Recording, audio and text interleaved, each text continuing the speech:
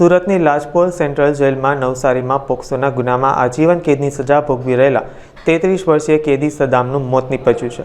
Saddam Hussain વિરુદ્ધ વર્ષ 2021માં Navsari police મથકમાં બાળકીને ભગાડી લઈ જઈ દુષ્કર્મ આચરવાનો ગુનો નોંધાયો હતો, જેમાં કોર્ટે તેને આજીવન કેદની સજા ફટકારી હતી। જેલમાં બંધ કેદી સદામને ખંભા અને છાતીમાં અચાનક દુખાવો પડતા તે બેભાન થઈ ગયો હતો અને તેને તાત્કાલિક સારવાર અર્થે સિવિલ હોસ્પિટલ ખસેડવામાં આવ્યો હતો, પરંતુ સિવિલ હોસ્પિટલમાં સારવાર મળે તે પહેલાં જ તબીબે તેને મૃત જાહેર કર્યો હતો। જેલમાં કેદીનું મોત થયું હોવાથી મૃતકના મોતનું ચોક્કસ કારણ જાણવા માટે સચિન પોલીસે કાયદેસરની કાર્યવાહી હાથ ધરી છે।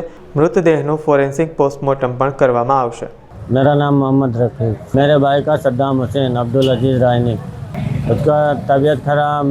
मैं दोपहर में काम पे गया था धंधे पे, तो वहाँ से फ़ोन आया पुलिस वाले से कि लेके जा रहे हैं उसको सिविल दवाखाना, उसका सीने में बहुत दर्द है, तो उसको यहाँ लेके आए। बस इतना खाली मेरे से बताए। फिर मैं जल्दी आया काम पे, टम्पा खड़ा किया तो तुरंत यहाँ सब भाई मिल के आए। यहाँ आए तो कुछ अंदर गए, देखे खाली। फिर सर दोबारा फोन आया कि आपके भाई एक्सपायर हो गए। हाँ। अब हमको कुछ शंका, हम क्या बताऊं सर, हमको शादी हुई थी पहले, टूट गई थी, अभी शादी नहीं हुई। यूपी सेंट्रल लाजपुर, लड़की के चक्कर आजीवन बड़ा भाई 4 લાજપોર જેલ ખાતે એક કસ્ટોડિયલ ડેથનો બનાવ બનેલો છે, જે સંદર્ભે અત્રે હાલમાં સિવિલ હોસ્પિટલ ખાતે એના ઇન્ક્વેસ્ટ પંચનામાની કાર્યવાહી કરવામાં આવેલ છે, જેમાં વિગત એ રીતેના છે।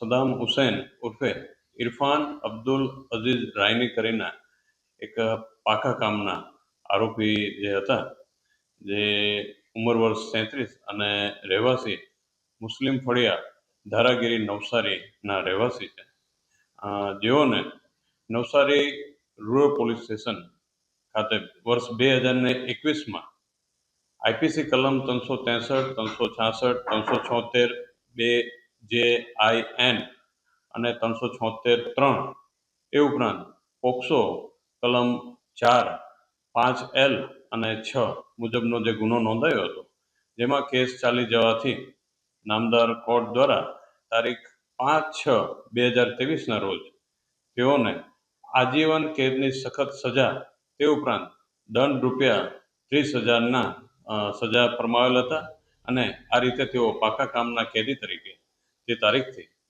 લાજપોર જેલ ખાતે બંદીવાન હતા, જેઓને આજરોજ સવારે 11 વાગે જે કહેવાય કે એમના અચાનક ખભાના ભાગે દુખાવો ચાલુ થતાં ફરજ પરના જે ડૉક્ટર શ્રી મનીષભાઈ હતા, તેઓએ એના કન્સલ્ટ કર્યા અને તેઓને વધુ સારવાર અર્થે જેલના ગાર્ડના દફતર સાથે તુરંત જ સિવિલ હોસ્પિટલ ખાતે મોકલી આપેલા હતા, જ્યાં કલાક 12-15 વાગે આજરોજ તેઓને ડૉક્ટર શ્રી અંકિતભાઈ નાઓ દ્વારા મૃત જાહેર કરવામાં આવેલા હતા, જેથી તેના આગળની જે પણ ઇન્ક્વેસ્ટની કાર્યવાહી જે માનનીય શ્રી SDM સાહેબ અત્યારે હાજર છે તેઓના દ્વારા હમણાં કરવામાં આવેલી છે, અને આગળની જે તપાસ છે તે અમારા દ્વારા ચાલુમાં છે।